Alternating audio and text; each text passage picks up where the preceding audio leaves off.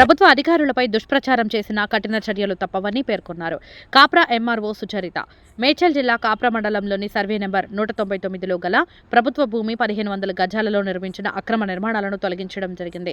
ఈ ప్రభుత్వ భూమిని కబ్జా చేసినటువంటి లక్ష్మణ్ అనే వ్యక్తిపై ఇంతకు ముందే భూ తగాదా కేసులు 10 ఉన్నాయని, భూ కబ్జాలకు పాల్పడడమే కాకుండా తమ విధులకు అడ్డంగా నిలుస్తున్నాడని ఎంఆర్ఓ తెలియజేయడంతో ఆ విషయంపై స్పందించి collector CP, ACP Kushaiguda CI లక్ష్మణ్పై పీడీ యాక్ట్ విధించి బ్యాండ్ ఓవర్ చేయడం చేస్తామని తెలిపారు అని ఎంఆర్ఓ తెలియజేశారు. పిఓటి కింద నోటీస్ ఇచ్చి ల్యాండ్ రెజ్యూమ్ చేసుకొని పంచనామా చేసి భూమిని హ్యాండ్ ఓవర్ చేసుకోవడం జరిగింది. దాని తర్వాత మొన్న రీసెంట్గా ఎలక్షన్ 23లో భాగంగా మొత్తం 15 గుంటలలో షెడ్యూల్ నిర్మాణం చేసి దాన్ని లీజ్కి ఇవ్వడం జరిగింది. ఈ జనవరి నెలలో కంప్లైంట్ ఆధారంగా తీసుకొని గవర్నమెంట్ ల్యాండ్ ఎంక్రోచ్మెంట్ అవుతుంది అని అంటే పోలీస్ ఫోర్స్తోని డిమాలిషన్ చేయడం జరిగింది.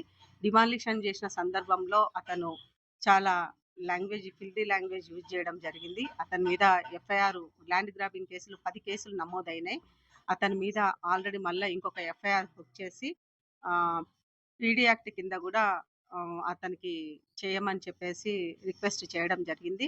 దానికి కలెక్టర్ గారు, సిపి గారు స్పందించి అతని మీద ఉన్న కేసులన్నీ తీసి పీడీ యాక్ట్ బుక్ చేసి 1 ఇయర్ జైలు శిక్ష కూడా వేస్తామని చెప్పారు. కంపల్సరీ రిమాండ్కి పంపిస్తామని చెప్పారు.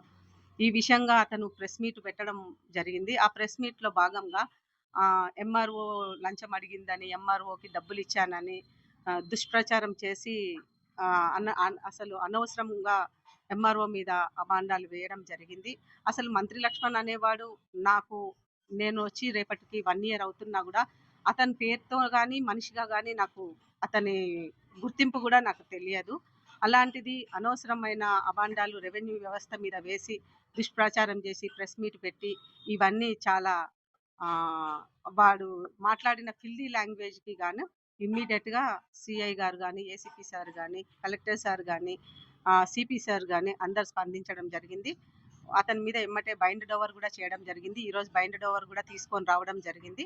దానికి బైండ్ ఓవర్ సిఐ కుషాయిగూడ గారు తీసుకొచ్చి బైండ్ ఓవర్ చేయడం జరిగింది. అతని మీద పీడీ యాక్ట్ కూడా నమోదు చేస్తామని చెప్పింది. ఆ ల్యాండ్ ఆల్రెడీ ఇప్పుడు ఫెన్సింగ్ కూడా వేయిస్తాను. ఒక 2-3 డేస్లో ఫెన్సింగ్ కూడా వేయించడం జరుగుతుంది. ఎందుకంటే అది చాలా కోట్లలో విలువైన భూమి. 15 గుంటలు కాపురాలో అంటే అంత ఈజీ కాదు.